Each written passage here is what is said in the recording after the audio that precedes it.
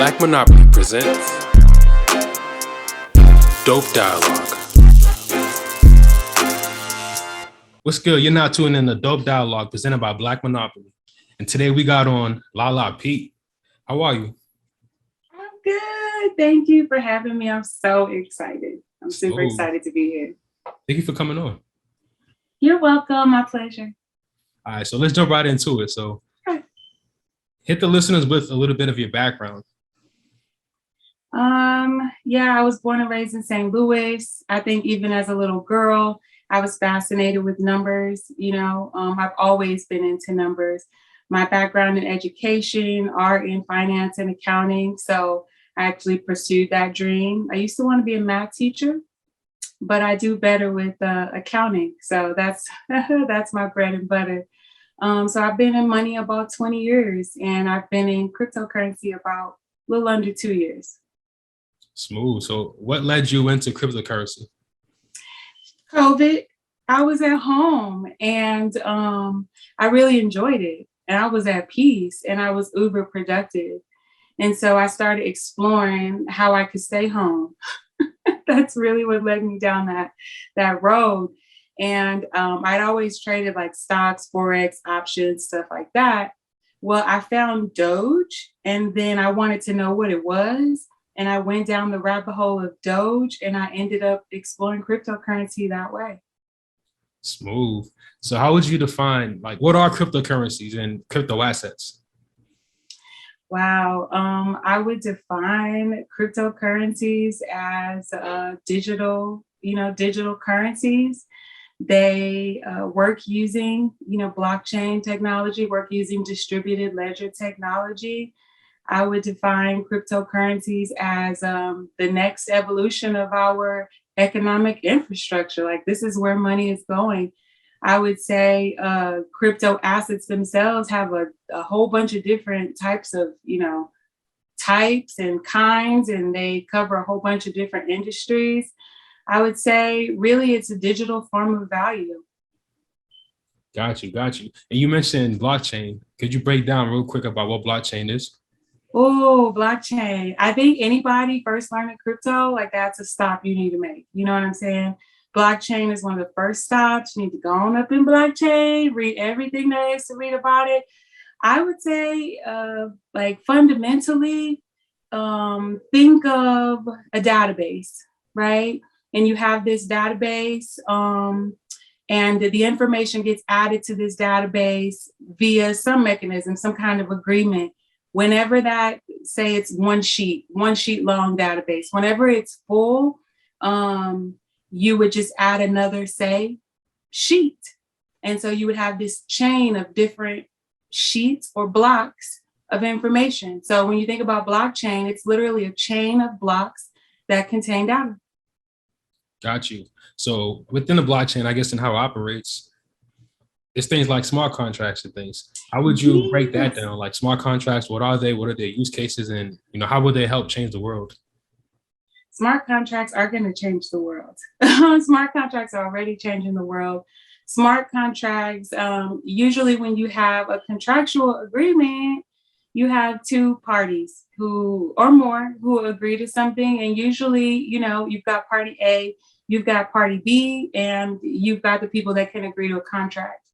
When it comes to smart contracts, they take those intermediaries, those people completely out of the equation.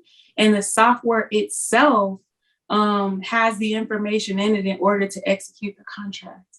It's revolutionary. And it's definitely something that everybody needs to understand because smart contracts are like what the world of decentralized finance is made of.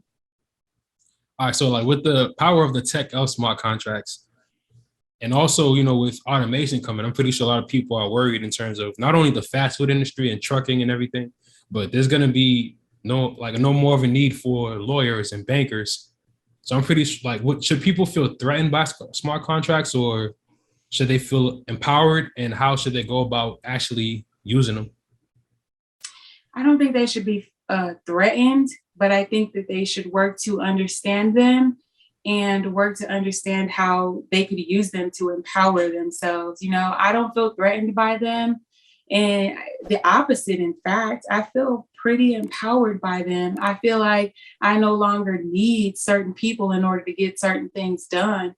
I think people should look at the positives of smart contracts, and I think people should look at the barriers that smart contracts are taking down. There's been certain barriers to entries that people won't face, like entries to the market, the ability to acquire, debt or raise capital. That's some of the things that people maybe in certain socioeconomic, circumstances found difficult. Like, this is going to completely erase that. So no, I think people should feel really excited, and I think people should feel really empowered. Got you. So there's some people who are not as well informed in cryptocurrency and just the world of crypto in general. And I've seen some comments of people saying there's no intrinsic value in crypto between like how much they're worth or even use cases. Could you give some examples of how there's value in crypto? That is an interesting question. I think that in order to understand the value of crypto, and you have to go all the way back to the beginning. You kind of need to start, and this is going to sound like it doesn't answer the question, but it does. You've got to go all the way back to the history of money. You have to go back to the history of money, and this is going to start your understanding of why there is value in cryptocurrency. You go back to the history of money, start looking at the history of banking in the United States. Start in 1930 and work your way forward. And first evaluate what happened, what has been happening, and what the infrastructure is. What's our socioeconomic infrastructure? What's our economic infrastructure? What's it like? What's happened in the past? Because what people are going to find is we're getting ready to shift, right? So we're getting ready to shift from an old economic structure into a new economic structure. And when we shift in that economic structure, inherently value will shift. Now, right now, what's in the cryptocurrency space, I specialize in finding projects that are already in use. There are projects out there being used. People are mistaken if they think that this technology is not already operational. If you look at projects like VeChain, VeChain has like a lot of partners that are already using that technology. There are other projects just like that. I think the value, especially if you look at certain projects, I'd say we're still in a speculative market. And that just means that a lot of the value is based on what people call speculation. However, I read Senate bills. I read. So stuff is getting ready to change. And people are like, when I say it, I'm not talking about tomorrow. I'm saying they already started changing it. For sure. Yeah. So once you realize that they're going to change it, and this could possibly be what they're changing it to, I think you might find the space inherently more valuable. For sure. And we're definitely going to touch on the Senate bills a little bit later. But yes. And that just to that question, one way crypto is already changing the world, like as you said, is decentralized finance and DeFi. Could you touch a little bit on that and also how that's also a benefit? Decentralized finance uses smart contracts, right? Decentralized finance, in the most fundamental way that I can explain it, just means that there isn't anything in between you and what you'd like to do financially with your money. In the past, you might have had a bank, you might have had a lender, you might have had a broker, you might have had a consultant, you might have had an advisor, but it was somebody. There was somebody that was offering you a CD or a money market account or a retirement vehicle. There's somebody offering you a loan. There's somebody trying to sell you a debit card or a credit card. If you want to raise capital for your business, you had to go to a bank. There was always what we call this intermediary in the way, basically. And that's another barrier to entry. Well, decentralized finance eliminates that and makes it to where you can be your own, people say bank, but I call it individual economy. You can operate as a bank using DeFi. You can lend, you can borrow, you can raise capital, you can choose the best interest rates, you can drop your money off because you can pick and choose where you drop it based on how much they're going to offer you. You can shop around for interest rates like you were a whole bank. You can essentially operate using all the tools that banks use to make money on your own. It's Revolutionary. Learn everything you can about DeFi. That's all I'm saying. Ooh, that was a smooth way to put it. Basically not basically, you are being your own economy. Could you give just like a quick example? It doesn't have to be too much into detail, but what's a quick example of how people can use DeFi to become their own economy? Interesting. When you think of an individual economy or you think of an economy, what are all the different functions of an economy? In the most simple terms, let's just talk about I'm a mother, right? I have 3 children. I have my retirement to plan for. I've got their college expenses to plan for. When I tell you that cryptocurrency has shifted the way I live in like a crazy way, I can't reiterate that enough. But when I was getting ready, say when I was getting ready to pay for my daughter to go to college, I spent maybe $285 and I paid for her entire semester. And I did that using the power of DeFi. I did that planning. You can use it as a planning tool.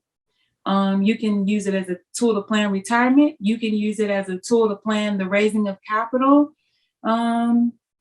There's just so many different ways. I think the best way is you get a list, you write down your personal goals. What are you in the space for? What are you trying to accomplish? And you can use not just cryptocurrency, because it doesn't end there, you know? It doesn't end with just buying cryptocurrency and chilling. Your money has to work while you sleep and it needs a job. DeFi is how you give it a job. Man, that was really smooth. Like that's another the smooth saying you just delivered right there. Is giving your money a job, like allowing your money to really work and recycle and accumulate for you. That's also connected to one question I always ask too. Well, not question, but one thing of value I want to really make sure to put out is the importance of Black people getting into crypto. Because I mean, I don't look at other groups of people, but given that I'm Black, I look at the Black community. I really study us. And a lot of people seem to be uninformed about crypto, and it's the same. It looks like the same cycle of people just being like, well, I don't understand this, so it's either a scam or I'm just not going to put in the work to learn it. Mm-hmm. Could you give one, or not limited to one, but what's the reason why you feel it's important for Black people to get into crypto now more than ever? Generational wealth is number one. When we think that we're limited in the ways we can get it, we think you got to be lucky, you got to have a miracle, you got to be a celebrity, you got to be famous. We think it's impossible, and it's not. This innovation is so revolutionary that it's like when the internet first came out. That's what it's like. And we have an opportunity to change not just our lives, not just our families' lives and generations beyond us, but entire neighborhoods, entire cities. If we grasp the power of this technology and where we are, how early we are in the innovation, and we can teach ourselves to understand this, we have the opportunity to establish astronomical amounts of wealth just because we're so early in the innovation. And we have to, because socioeconomically, Black people are behind. I have a real issue, you know, when I look at, like, say, for example, the Black church, and everybody seems like they're not living in abundance. Like, I don't understand how a chosen people aren't walking and living in abundance. That was an issue for me. That's why we have to pay attention. We have to use every gift, every resource, every talent we have in order to build not just ourselves individually, but us as a people, us as a diaspora. We have a lot to do. We have to grasp this innovation because it's one of the most unique opportunities that we have to create the kind of wealth we can on just a little bit of money. And that's another reason people are often intimidated. They think they need to have a whole bunch of money. I don't necessarily think that's the case. Not this time. This time, if you just use your willpower and your research and you just have heart and a little bit of money, I'm saying you can make that money go a long way. This is that deal. So that's Black people that are tired, Black people that want to change their lives with a hunger and drive, with all these innovative ideas and no capital. They couldn't get in because of this. Maybe they're felons. Maybe they don't have the right background. Maybe they don't have this degree. They don't have that. I'm saying any walk of life, no matter where you from, no matter what you come from, this is it. This is your shot. Like, yes, I could go on and on and on, very passionate about Black people. That's why I started talking about cryptocurrency, because I just feel like we all got to win together. And if this is that deal, I'm telling everybody that's willing to listen, this is that deal. Pay attention. So, yeah. Smooth, smooth. All right, so you just broke down some valid ways that we could use this technology to empower ourselves and create wealth and grow economically. Mm-hmm.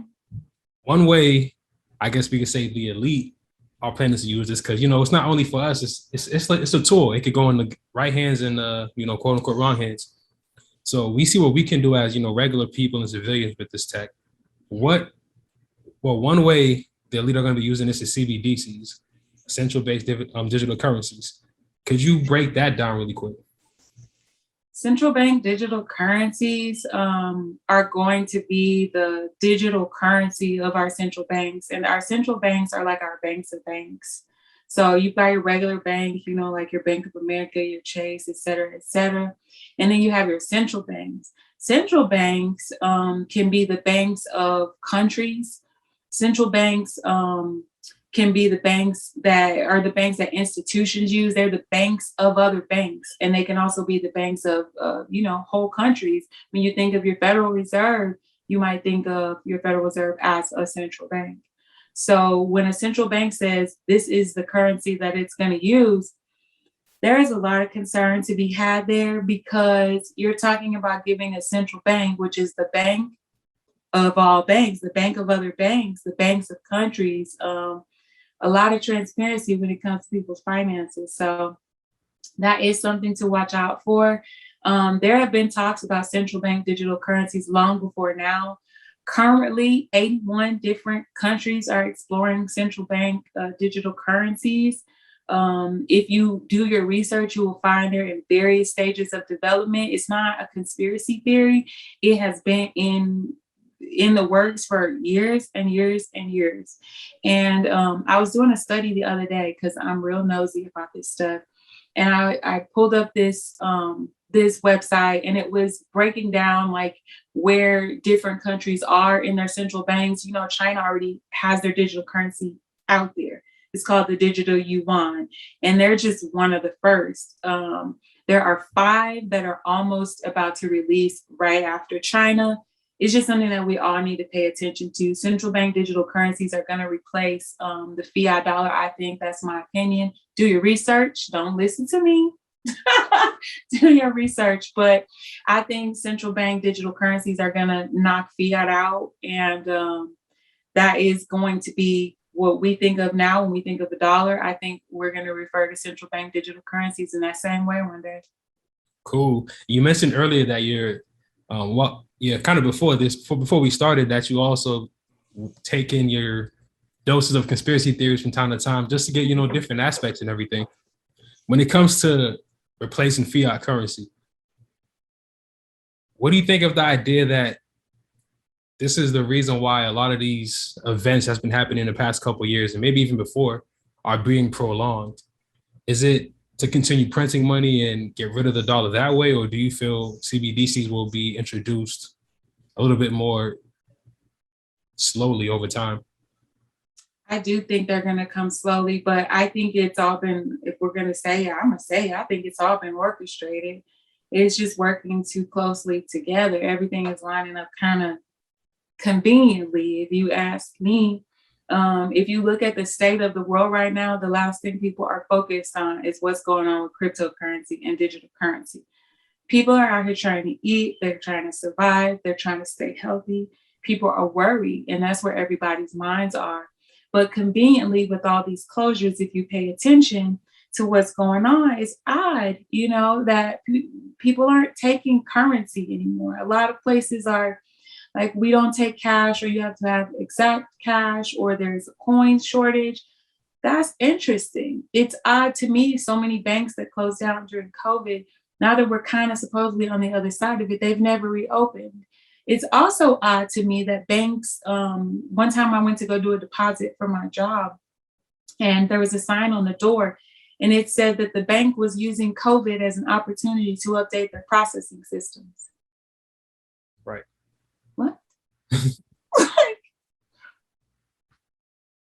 what? Like, Real. what? I think people should read the stimulus, the Senate bills. They put the stimulus information on the front and they hide the rest of the stuff in the back. But there's whole executive orders and Senate bills happening at the same time as COVID that are laying the infrastructure for all of these things to take place. I think it's real convenient that everybody's at home. And I think that while we've been home, they put out, last time I counted, 2,200 ATMs that have Bitcoin ATMs across the United States. 2,200 during COVID. Like 2 + 2 is 4. For real. For real. And also too, like with what you mentioned with the Senate bills, the conspiracy theorist in me kind of sees it as the way they want to zoom in on accounts that have 600 or more. That's kind of the intro into CBDCs, where they're already prying through your information. You're going to be used to it when it comes time where it's a digital currency that automatically has all your transaction data in it as soon as you get it.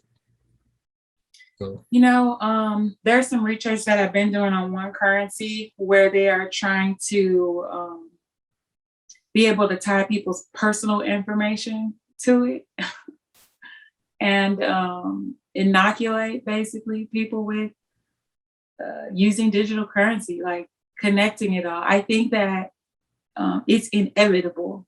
I think that change is inevitable. I can go down the conspiracy theory lane like that. People call it conspiracy theory, but all the conspiracy theories becoming true. So I'm like, I think we should just call it a spoiler alert. I read that somewhere. It's not really conspiracy if it could be proven to come true one day.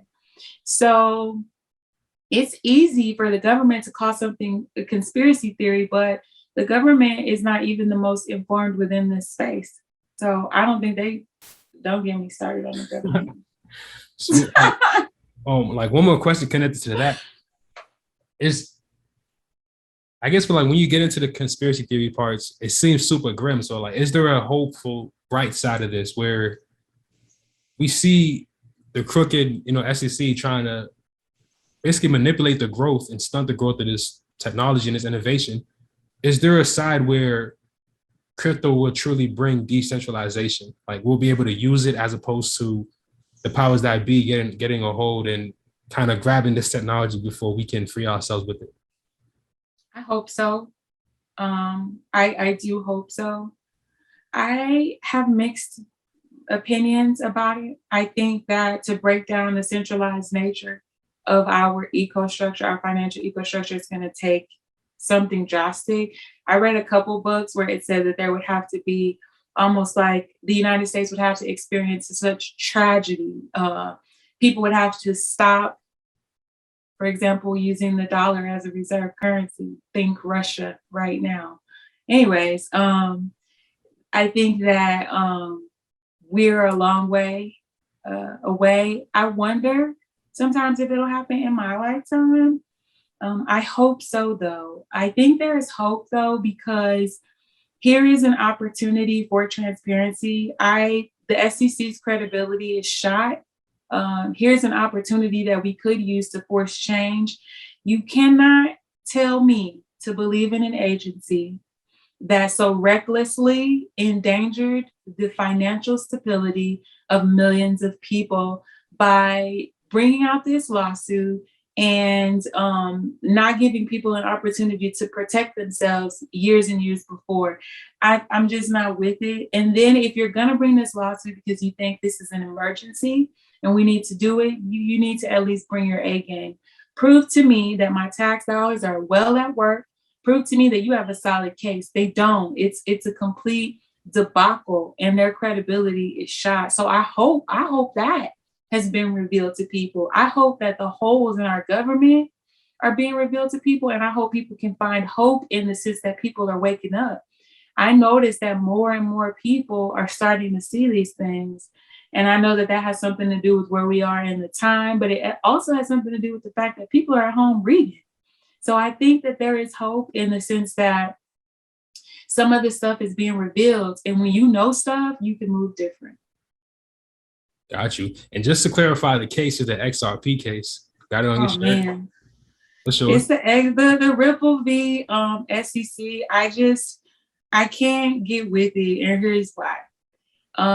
When we pay attention to the case, if you're following and listening to the court dates or whatever, and I've been following the case, I've been calling in, I've been listening to it live, I've been reading everything that I can. I'm with the XRP community, and we had a couple attorneys come in and just speak to us and kind of break down and put it in layman's terms. What are we really hearing? What's up? Here is my issue with it. I can respect you saying, we think you are this, and we're going to charge you up. We're going to bring this enforcement action against you, and we're going to prove that you were a security at some point. 5 years ago, 3 years ago, whatever the case may be. What I don't respect is the timing. What I don't respect is how many people's lives, how many people lost their money and they're never going to get it back. What I don't respect is a flimsy case. What I don't respect is what looks like a huge cover-up. You have no case, you have no point, you're proving nothing. Every time we see something in the news, it's never working out for the SEC. Why did y'all do this? And at what cost? It starts making me think along the lines of a conspiracy, like, or are y'all trying to buy time? Because that's where my mind goes. You trying to buy time for something? You're trying to stall? And what are you stalling for? Like, what is this about? And I think that's what people need to be asking. And I think people need to stop focusing on the whole XRP Ripple thing. We're all in this space together. Instead, people need to be focused on the SEC, who was supposed to protect them. And this is their version of protection. For sure. And we even see them coming after other people like Coinbase and people in the DeFi space. And Trying to stop the Binance. money. And Binance, they're trying to stop the money. That's what it is. It's blatant. And I hope people do realize and see that. Like this was supposed to be, the conspiracy stuff is, I say it's conspiracy facts, some of it, a lot of it. Of course, some stuff is flamboyant, but a lot of stuff is facts. It is if you start digging. And you just keep digging and you keep digging. And if you like embed yourself in the history, geopolitical news, and start reading the stuff that will put you straight to sleep, like sometimes I'm like, this is the most boring stuff. But it is what I need to be reading in order to be well informed, because we cannot make the decisions that we need to make without this information. We have to operate as an individual economy. And that's knowing what's going on around us, that's staying on top of legislation, that's having ourselves in the know, that's staying connected and in the vein. So we got to do it. What's a couple of good sources for geopolitical information? Geopolitical information for me comes from, I have a tight-knit community in crypto literacy. There we break out everybody's skill set. My skill set is fundamentals. So I stick to teaching people the basics of financial literacy in conjunction with cryptocurrency. I rely heavily on a technician for technical analysis, another one for geopolitical news. We call them Dr. Charts. There's another one I look at for spiritual analysis, and then another one that we combine our resources and they do a psychological analysis, and we put it all together to analyze the market. And so I rely on my team. And I think everybody needs to. You build your team. You can look on YouTube. You can look on Twitter. You can read the news. But what you have to do is diversify your information and verify your information. Vet your sources. And by vet, I mean, if they say some stuff, see if it's true. If it's true, try them again. If they say some stuff and it's true, twice, 3 times, you're starting to build a rapport and the fact that you can trust this person's information. You don't have to be an expert on geopolitical news if you're friends with an expert on geopolitical news. Smooth. Yeah, so then that means you guys gotta definitely put out content. You guys are crypto literacy. You gotta put out some content and do something for sure. We're trying. We're so new, and some of us are so shy. Like, I'm an introvert, so like this is so far out of my comfort zone. Like a chill sitting at home surrounded by bugs. I wake up, read, put my glasses on, hair in a bun. Like social media is the last place I thought I would find myself. But there's just something that's standing out to get this information out here. People need to know, like, this is it. So here we are, and we are going to start putting out content. Crypto literacy. We're working slowly but surely. We're brand new, but we're putting it out there. We're coming. Smooth. All right. So connected to what we spoke about before with CBDCs and everything. Yeah. Could you break down ISO 222 real quick, and also how that matches up with what's on your shirt, XRP? XRP. ISO 202 22, whatever. ISO 200, what is it? 20022. Yep. 20022. It's a standard, right? So it's basically a standard that is going to be adopted throughout the financial sector globally. And so the way that money is communicated right now is it's through an electronic messaging service, but there are a lot of problems with it. The one we use today is there's a lot of issues with it as far as how long it takes, as far as the error rate, inefficiencies, as far as it not working 24/7, as far as the way that it processes information, all of that. This new standard takes a hodgepodge of different standards and gives them one method of communicating with one another and eliminates a lot of the communication inefficiencies. Because again, money is just sent by, it's actually a message that is sent over. This standard establishes basically the language, if you will, that all these people moving money have to adhere to. It's major. And I heard it's happening in November 2022 is the beginning. So we shall see, because I'm paying attention to when they're actually supposed to implement it. And I heard November 2022. But yeah, it connects to XRP in the sense that I built my bag and I started concentrating on the projects that already adhere to this standard. So I started paying attention because I already work in money. So I've been an accountant now for over 17 years. And so I work in an accounting department and I pay attention to this kind of stuff. And so this standard has been out and I'm like, it's easy for me to understand because I speak the language. Well, this is the new thing. This is the new standard and everybody's going to have to adopt it. So I'm like, which projects have already adhered to this standard? Which ones are ready? Because I think, people talk all the time about clarity and they talk all the time about legislation. They talk all the time about infrastructure. Here we are. And so XRP is one of the projects that's already adhered to this new standard, this financial standard, this standard that's going to govern the way all money is moved from all sources to all places. Yeah, that's extremely important. They are so far ahead of the game, and I'm looking for all of the projects that have already adhered to that standard. That's kind of how I'm building my bag right now. I think that standard is so significant, and I think that the global financial system is going to implement and adhere to that standard, and I believe that because it's being introduced by the system they already use. By the system that over 12,000 banks use. That's who introduced, that's who's at the head of this standard. It's happening. It's already happening. And XRP is already ready to go. So I'm an XRP, I'm very loyal, but I'm not, I would say I love the project, but I'm very diversified. It's one of my favorites. It's the second project that I ever found. And it is the project that made me think that I could establish generational wealth in this space. I think it's that kind of significant. Smooth. I agree for sure. And at the time of this video, XRP is at like 90 cents right now. It was like at 80 something cents earlier. So I know we're going to look at this in the future and be like, damn, that was cheap. Like people who missed it. I feel like the reason I got really, really passionate is when I heard the Bitcoin stories and they were like, people bought $5 worth of Bitcoin and now they're somewhere on a yacht. Sure. I was like, I want to spend $5 and get a yacht too. So yeah. Cool. Let's take it to some more, lighter, not easier, but lighter, basic questions. Okay. What's the difference between a bear and a bull market? I think the easiest way for people to remember it is to actually think of those animals. When you think of a bull and you think of its horns and it like stomp its foot.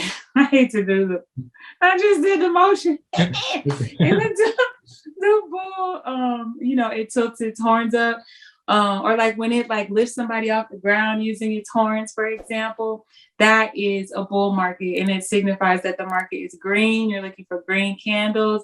If you look at like coin stats, you'll see that the numbers are green. It signifies the market is moving upwards, that there's upward momentum. And if you're talking about a bear market, think about the animal, the bird, right?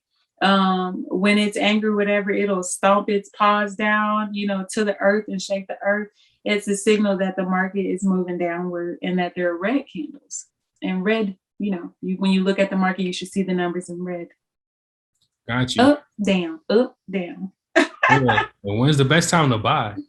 It depends, right? I definitely think you should avoid emotion when you're buying. Like emotion shouldn't lead your purchases, because that's how a lot of people end up buying when things are too expensive.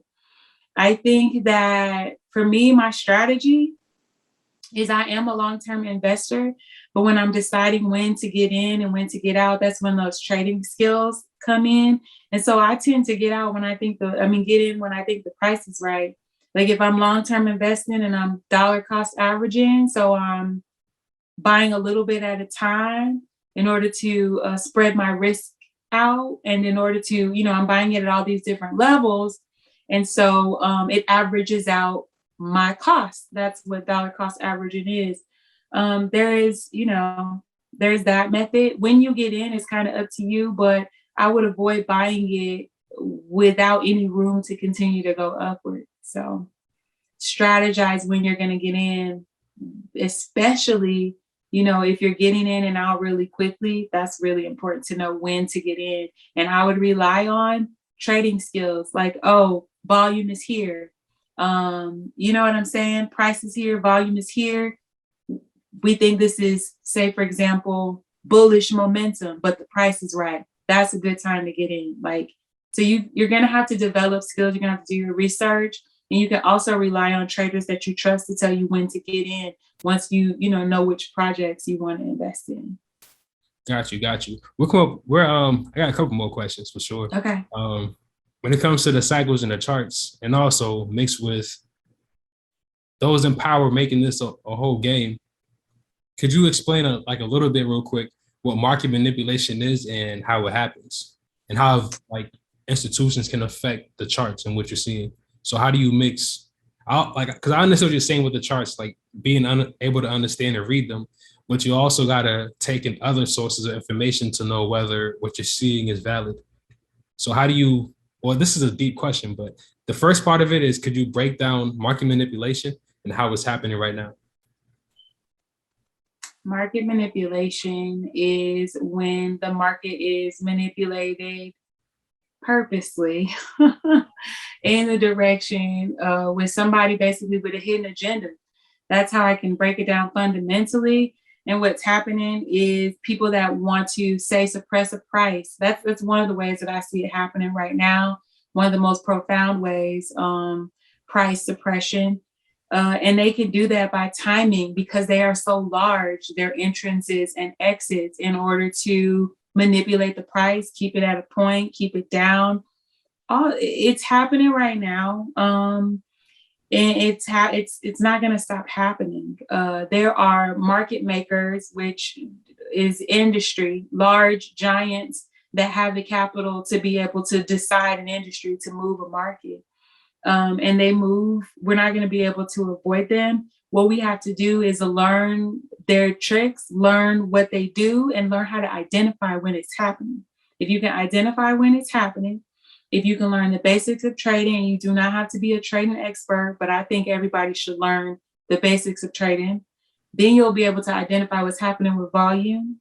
And you'll be able to identify when the market is being manipulated and when it's not. And you'll be able to make your moves, be able to strategize your moves based on when you see that. So it's not going to go anywhere. There are going to be big, gigantic whales, big, gigantic industry in the market that can make moves to cause the price to be able to be manipulated, or projects to be stagnant, price to be suppressed, price, all kinds of things. But when you're a beginner, what you want to learn is how to identify it. Understanding it comes with time and a whole lot of research and hanging out with a lot of people that can break down the information that you're reading and help you grasp it. But if you can identify it by understanding volume, you will save yourself a whole lot of time and energy and be able to position yourself to move when you see market manipulation.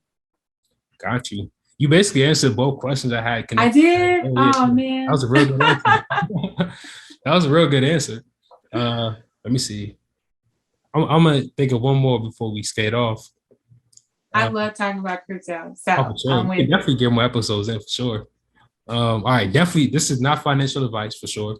But what are a couple of cryptos you think people should do their research on and learn about? Oh man, this might be controversial. People have a habit of making fun of my choices, and then those same things that they were making fun of like about a year and a half ago, they moved, you know? So I would say before I list these projects, what I want to say is don't let anybody make you afraid. Do your own research. And I think that that is significant because when I was brand new in the space, I was a little worried that maybe I didn't understand what I was reading. You know what I mean? Maybe I don't know how to pick a good project. But I was right, you know, using this strategy of research that I developed. And I had to figure out how to trust myself. So learn to trust yourself in the space. I would say XRP is my joint. You know that, you see my t-shirt. Projects with a lot of opportunity. Algo is one. And I'm going to talk to projects that are reasonable and reasonably priced, because those are the people that I'll be talking to on a daily basis. Algorand still has some room. Cardano still has some room. One that people will probably question is Casino Coin. I think people should do their research on Casino Coin. Another one I think they should do their research on is XLM, XDC, HBAR, VeChain. I mentioned that earlier. Let's see, something a little bit more risky. Clever. Look at what Clever is doing. Smooth. I'm glad you said Casino Coin too, because I just FOMO a little bit into that a couple of days ago. Casino Coin. Oh my God. I was like, yo, I either got a problem or I'm tripping, because these past couple of days I've been FOMOing into Casino Coin. Casino Coin is on its way. I've been following the project back when you could spend $75 and get $1 million. So that's how far back I've been following it. And their partnerships, look those up, who they're linking up with, what they're getting ready to do. They just got announced. There was another major exchange that they just announced. It's in their news. You want to follow their news. So they just listed another exchange with another one in the works. They're talking about a partnership with an actual brick and mortar casino and a partnership with a celebrity, like a poker tournament guy or whatever. Like, read about Casino Coin, read about their link with Flare as far as the Flare Finance Network and what that means for Casino Coin. I think that it's priced at a place where you could get in, not for a whole lot of money, but early enough where later on you might be really, really glad that you did. Don't listen to me, do your research, but Casino Coin, Smooth. Again, we are not financial advisors, but yeah, I mean, this was dope. We definitely got to link up and talk more crypto for sure. But I feel like this is a great amount of information for people to digest, because I want it to be a kind of like a good video for beginners, kind of get into like the middle level, and then like, you know, the next ones we do could definitely go more in depth, because I could see that you have like a wealth of knowledge and experience, and you're learning every day, which is the most important part. So it'll be learning every day. But I'm definitely here for the beginners. I still feel like a beginner with a lot to learn. For sure. That's smooth. Is there anything you want to say before we skate out? Like, where can people find you? You can speak more about crypto literacy. Yeah, crypto literacy is just my belief that people need to approach generational wealth from all the sides. I think you are going to have to address yourself, your self-actualization, your growth, because it's an emotional journey. And you've got to get your financial literacy, your basics, your history, your econ, your finance, your accounting, and then actually what's happening in the market, your investing tools, understanding crypto literacy, understanding cryptocurrency. I think you have to put all those tools together in order to build generational wealth. And that's what we do at Crypto Literacy. We have a Zoom. We meet a couple times a week on Zoom. We've been doing that for about a year. We're on Clubhouse. I do an hour of power on Tuesdays and Thursdays, Pacific Standard Time, 6 a.m. And it's just 1 hour before I go to work. I wake up at 4:30.